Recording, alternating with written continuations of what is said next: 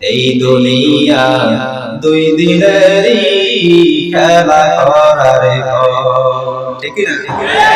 শুধু খেলাধুলা করতেছি, অথচ আসল বাড়ি আমাদের এই পৃথিবী আসল বাড়ি নয়। এই দুনিয়া দুই দিনেরই খেলা করার ঘর। আসল বাড়ি তোমার আমার অন্ধকার কবর। থাকতে সময় নাও বুঝে নাও, থাকতে সময় নাও বুঝে নাও, ওরে অবুঝ মন যখন ফুরাইয়া যাবে কি হবে তখন। ঠিক না? থাকতে সময় তুমি হুঁশিয়ার হয়ে যাও, সময় থাকতে তুমি আল্লাহর ইবাদত করো, আল্লাহকে চিনো। যখন তোমার সময় শেষ হয়ে যাবে, যত গেড়ি মোড়া হোক, তোমার এই পৃথিবীতে থাকার মতো কোনো সুযোগ নাই। ঠিক না? থাকতে সময় নাও বুঝে নাও, থাকতে সময় নাও বুঝে নাও, ওরে অবুঝ মন যখন ফুরাইয়া যাবে কি হবে তখন। খালি হাতে বিদায় নিয়ে, খালি হাতে বিদায় নিয়ে যাইতে যে হবে সবাই। ঠিক না? সবারই তোমার আমার অন্ধকার কবর।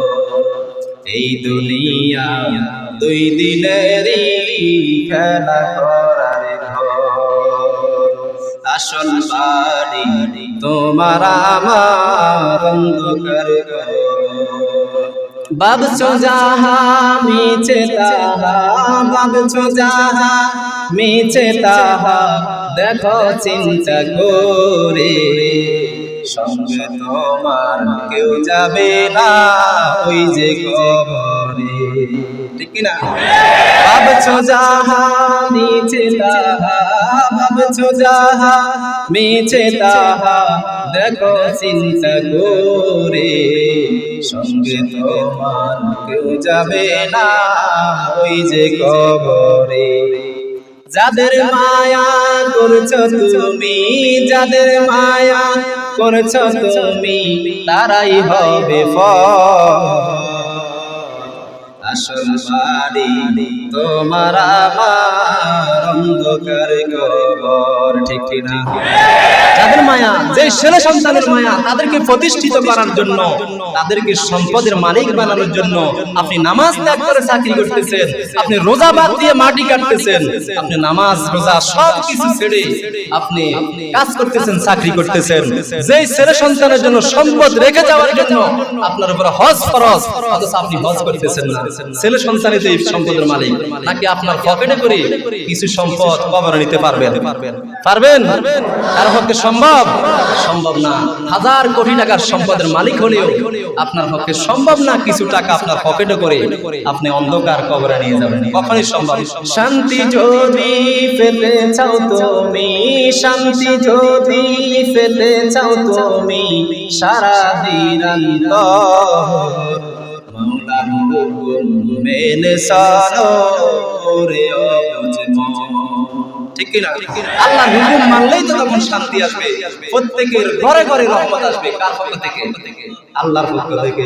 শান্তি যদি পেতে চাও তুমি, শান্তি যদি পেতে চাও তুমি, সারা দিন অন্তর মাওলার হুকুম মেনে চলো রে অবুঝ মন।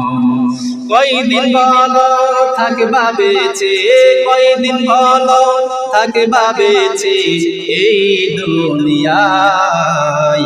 আসল বাড়ি তোমার আমার অন্ধকার কবর। এই দুনিয়া দুই দিনেরই খেলা করার ঘর। তিনটা টুকরা কাপড় দিয়া, তিনটা টুকরা কাপড় দিয়া সাজায়া তোমায় আসবে রেখে সবাই মিলে নিরালায়। ঠিক কি না? যখন দাফনের কাপড় কয় টুকরা, 3টা টুকরা বা 5টা টুকরা দিয়ে আপনাকে সাজাইলো, হাজার লক্ষ মানুষ আপনার জানাজায় হইল আপনাকে শেষমেশ দোয়া করার জন্য, দাফন করার জন্য। আর চিন্তা করেন যখন দাফন শেষ হয়ে যায় কোন মানুষ কি তখন ওই কবরের পাশে থাকে? থাকে না। তার আত্মীয় স্বজন, তার পিতামাতা, তার সন্তান, তার ছেলে সন্তান, তার স্ত্রী, তার বাবা মা, পৃথিবীর যত বন্ধু বান্ধব কেউ তার কবরের পাশে বসে থাকে না, ওইখানে বসে বসে কান্নাকাটি করে না, তার জন্য বসে বসে একটানা দোয়া করে না, অন্তত 7-10 দিন পরেও যায় না, ঠিক কিনা? এই জন্যই তো আগে ভাগে সতর্ক হওয়া দরকার।